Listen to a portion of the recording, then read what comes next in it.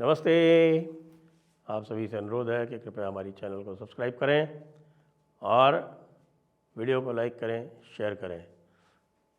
Merchandise store हमारा आपड़ा, उस पर आपको ये देख रहे हैं आप, बटोगे तो कटोगे, बहुत पॉपुलर है भाई साहब। और ये क्लोथिंग लाइंस भी हैं, मग्स भी हैं, सब कुछ आपको मिल जाएगा। उसके अलावा और धार्मिक थीम्स भी मिल जाएंगी, अवश्य जाएं। बांग्लादेश अब पूरी तरह से काबू से बाहर होता जा रहा है। और काबू से बाहर होता जा रहा है, न केवल वहाँ हिंदुओं के साथ अत्याचार हो रहे हैं, अभी अभी पता चल गया है कि भाई ये हिंदुओं के साथ में जो अत्याचार हो रहा है और जो इस्कॉन का जो मामला है ये क्यों चल रहा है। अभी कुछ लोग इस बात से बड़े व्यथित हैं कि इस्कॉन वालों ने एक स्टेटमेंट दे दिया कि चिन्मय प्रभु जो हैं वो उनके साथ नहीं है। लेकिन ये इन्होंने स्टेटमेंट दिया है। वैसे तो मैं कहूँगा कि अगर इस्कॉन को टेरर ऑर्गेनाइजेशन होने से बचाना चाहते हैं और उसके लिए टेम्परेरी रिट्रीट करके अगर करते भी हैं, मुझे उसमें कोई आपत्ति नहीं है। और वैसे उन्होंने ये कोट भी किया है कि ये बात जो है ये 9 महीने पहले ही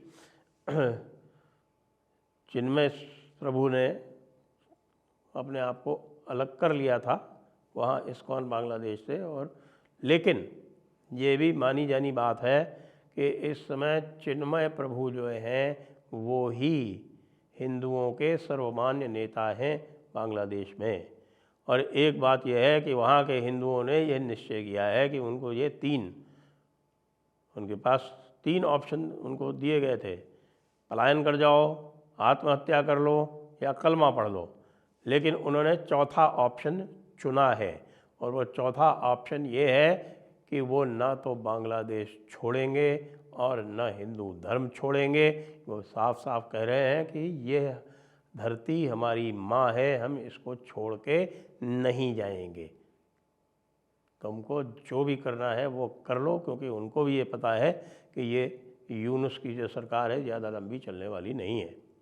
इसमें एक षड्यंत्र सामने आया है। षड्यंत्र जो है वो तुलसी गैबर्ड से जुड़ा हुआ है। और तुलसी गैबर्ड, आपको पता है कि तुलसी गैबर्ड जो है वो इस्कॉन की सदस्य हैं और उनको कई बार आपने देखा होगा वो श्रीला प्रभुपाद की जय भी करती हैं, जो इसके फाउंडर हैं इस्कॉन के। और उनको आपने वहाँ पर कीर्तन करते हुए भी सुना होगा। वो वीडियो जो है वो अत्यंत पॉपुलर है। अब उनको नॉमिनेट कर दिया है ट्रंप ने डायरेक्टर ऑफ नेशनल इंटेलिजेंस, जो कि बहुत ही पावरफुल पोस्ट है। कुछ लोगों के अनुमान से तो वह एलन मस्क को जो पोस्ट दी गई है उसके बाद की सबसे पावरफुल पोस्ट वही है, क्योंकि उसके नीचे CIA होगी, उसके नीचे FBI होगी, उसके नीचे दूसरी और जो इंटेलिजेंस एजेंसीज हैं वो सारी की सारी होंगी, मिलिट्री इंटेलिजेंस भी उनके नीचे होगी। तो करीब करीब वो जितने भी डिपार्टमेंट्स हैं उनके सबके जितने भी सीक्रेट्स हैं उनको जानकारी होगी। और वो ट्रंप को डायरेक्ट ना केवल फीड करेंगी, बल्कि ये जो एक ब्यूरोक्रेसी, एक जो डीप स्टेट जिसको बोलते हैं, और जिस डीप स्टेट को वो समाप्त करने के लिए उसी तरह से कटिबद्ध हैं जैसे कि ट्रंप कटिबद्ध हैं, या विवेक रामास्वामी, या एलन मस्क। अब वहाँ एक षड्यंत्र आरंभ हो गया है कि भाई किसी तरह से तुलसी गैबर्ड को रोको। और तुलसी गैबर्ड को रोकने के लिए, क्योंकि ये डोज जो है वो अभी सेनेट में नहीं जाएगा, लेकिन ये जो डायरेक्टर ऑफ नेशनल इंटेलिजेंस की जो पोस्ट है उसको सेनेट का अप्रूवल चाहिए। तो उसको सेनेट के अप्रूवल के लिए जो डेमोक्रेट्स हैं और जो ट्रंप से रुष्ट जो कुछ रिपब्लिकन्स हैं, वो मिलकर ये एक दुष्प्रचार चला रहे हैं कि तुलसी गैबर्ड जो है, पहले तो ये कहते हैं कि साहब ये तो पहले डेमोक्रेट थी, तो ये डेमोक्रेट जो है वो अभी अभी आई है यहाँ पे रिपब्लिकन पार्टी में। तो इस तरह से करके कुछ रिपब्लिकन्स को स्वे करने का या उल्टा करने का प्रयास किया जा रहा है। लेकिन डेमोक्रेट्स में क्या हो रहा है, वो डेमोक्रेट्स जो हैं वो इतना डरे हुए हैं कि उनके जो पुराने वॉर मॉन्गरिंग सीक्रेट्स हैं वो सब बाहर आ जाएंगे, डिक्लासिफाई कर दिए जाएंगे। इस डर से उन्होंने एक नया नाटक शुरू किया है। और वो नया नाटक ये शुरू किया है कि भाई ये तो एक कल्ट की सदस्य हैं, यानी कि जो इस्कॉन है वो एक कल्ट है। अब इस्कॉन को वैसे तो आप बदनाम कर नहीं सकते, क्योंकि all said and done ISKCON का जो रिकॉर्ड है सेवा का, सर्विस का, भक्ति का और पूरे विश्व में शांति का संदेश फैलाने का, कृष्णा कॉन्शियसनेस की जब वो बात करते हैं तो कृष्ण तो उनके ब्रह्म ही हैं, कृष्ण को वो ब्रह्म मानते हैं। इसमें कई लोगों को थोड़ा विचित्र लग सकता है, लेकिन भाई हमारे यहाँ ऐसा ही है, संप्रदाय जो है वो अपने अपने आराध्य देव को ब्रह्म मान लेते हैं, लेकिन वो सारे फिर त्रिदेव में उनका डिस्पर्सल होता है।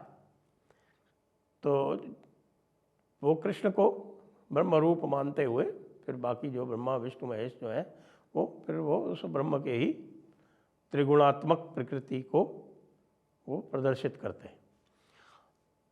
अब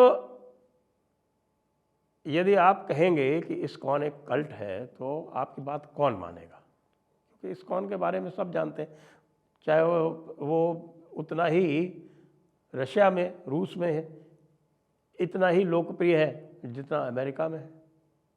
तो इसके लिए साहब जो एक बांग्लादेश में कठपुतली यूनुस जो है उसको जो पकड़ा गया है, उसको ये कहा गया है कि तुम ऐसा करो कि इस्कॉन को आतंकवादी संगठन घोषित कर दो। तो हम इस आतंकवादी संगठन का यहाँ पे प्रचार प्रसार करके फिर हम कहेंगे कि साहब कि ये तुलसी गैबर्ट जो है ये एक आतंकवादी संगठन की सदस्य है।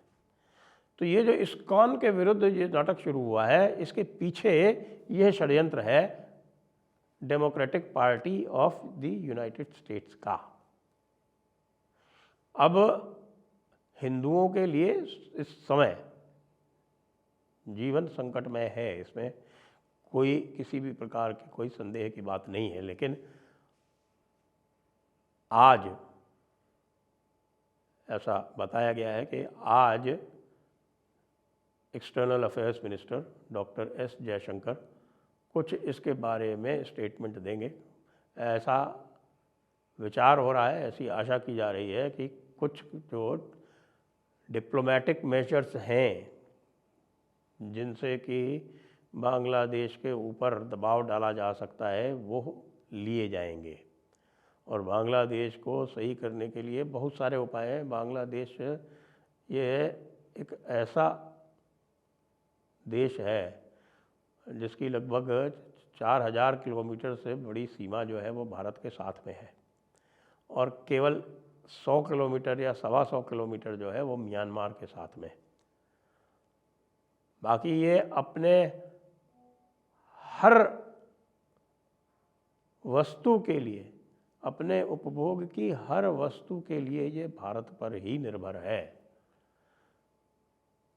यहाँ तक कि ये इतना बड़ा राइस ग्रोइंग स्टेट होने के बाद भी जो यहाँ चावल जो है इनके यहाँ भारत से ही जाता है। वो विशेष तौर से बंगाल में जो सेला चावल खाते हैं वो साउथ इंडिया में जो होता है वही इनके यहाँ जाता है।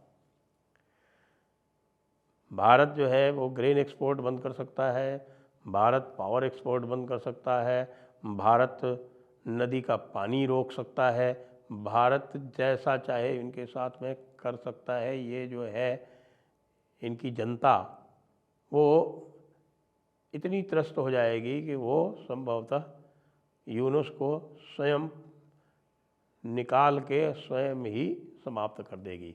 जो समस्या है, जो सबसे बड़ी समस्या है कि जितने भी जिहादी ऑर्गेनाइजेशन हैं वहाँ पे, उनके जो भी लीडर्स हैं या उनके जो काडर हैं उनको सबको छोड़ दिया गया है। अब पूरी तरह से पाकिस्तान में भी हैं जिहादी, लेकिन पाकिस्तान में वो सारे के सारे जिहादी जो हैं वो मिलिट्री के कंट्रोल में रहते हैं। बांग्लादेश के जो जिहादी हैं वो ऑटोनमस हो गए हैं, वो पूरी तरह से स्वतंत्र स्वच्छंद हैं, क्योंकि बांग्लादेश में अब किसी भी प्रकार के कोई राज्य नहीं बचा है, वहाँ कोई पुलिस नहीं बची है।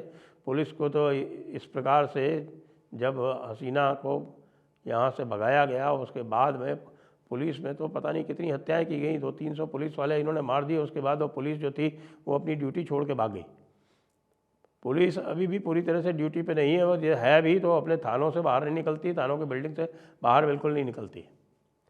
जो कुछ भी हंगामे हो रहे हैं और जो कुछ भी कार्रवाइयाँ हो रही हैं वो इनकी कोई पैरामिलिट्री है, और जो मिलिट्री है प्रॉपर वो मिलके इनको कवर फायर दे रही है, इनको कवर दे रही है, और ये सब इस तरह की बदमाशी कर रहे हैं। इन्होंने प्रयास ये भी आरंभ किया था कि ये लिंकअप कर लें हमारे पूर्वोत्तर के विद्रोहियों से। आपने देखा कि पूर्वोत्तर में भी इस समय काफ़ी एक्शन हो रहा है, उसको भी हॉट कर दिया गया है। उसको हॉट इसीलिए किया गया कि भाई जो अगले 2 महीने हैं, अब 53 दिन ही बचे हैं, लेकिन उन 53 दिनों में जितनी भी बदमाशी की जा सकती है भारत के साथ में वो कर ली जाए। पाकिस्तान के माध्यम से कर नहीं पा रहे हैं क्योंकि पाकिस्तान अपने ही चक्करों में फंस गया है। तो पाकिस्तान अपने चक्करों से बाहर नहीं निकल सकता, उसके पास कोई भी स्पेस नहीं है कि वो भारत के साथ जो भी उसने भेज रखे हैं उसके अलावा कुछ और अधिक कर सके। तो इसलिए बांग्लादेश को तैयार किया जा रहा है। ये नहीं समझ में आ रहा है इनके कि भैया बांग्लादेश जो है, जिस दिन अमेरिका ने अपना हाथ खींच लिया उस दिन इसके पास कुछ नहीं बचेगा। इसलिए अब ये प्रयास ये कर रहा है कि भाई ये चाइना के साथ लिंकअप करे। जी हाँ, जिहादियों को चाइना भेजा गया, ये सोचिए आप। लेकिन हमारे हिंदू भाई जो हैं वो बांग्लादेश वाले, उनकी प्रशंसा करनी पड़ेगी। वे पूरी तरह से एक हैं, वो कतई नहीं बटे हुए हैं, सब एक हैं और सब चिन्मय प्रभु के साथ हैं, इस्कॉन के भी साथ हैं। और मुझे भी लगता है कि इस्कॉन ने जो भी कहा है कि साहब कि चिन्मय प्रभु उनके सदस्य नहीं है, तो इसको एक टैक्टिकल रूप से देखना चाहिए। वे फंसे हुए हैं और ऐसे फंसी हुई अवस्था में यदि कोई टैक्टिकल कार्य करते हैं तो उसको हमें अन्यथा नहीं लेना चाहिए। लेकिन ये सब परिवर्तित होना आरंभ हो जाएगा यदि भारत कोई ऐसा डिप्लोमेटिक मेजर ले लेता है, कोई सैंक्शंस लगा देता है, इनके वीज़ा ही डिसकंटिन्यू कर देता है सारे के सारे, तो भी काफ़ी असर पड़ेगा। क्योंकि वीज़ा इनके डिसकंटिन्यू हो जाने के बाद फिर इनको इलाज करवाने के लिए भी कराची और थाईलैंड या फिर मलेशिया या सिंगापुर जाना पड़ेगा, इनकी औकात नहीं है। तो थोड़ी सी प्रतीक्षा करते हैं, वेट एंड वॉच रखते हैं। बांग्लादेश को इस मुसीबत से, बांग्लादेशी हिंदुओं को इस मुसीबत से निकालने की टेम्पलेट तैयार की जा रही है और शीघ्र ही मैं उसको आपके सामने लाऊंगा। जय हिंद, जय भारत, वंदे मातरम।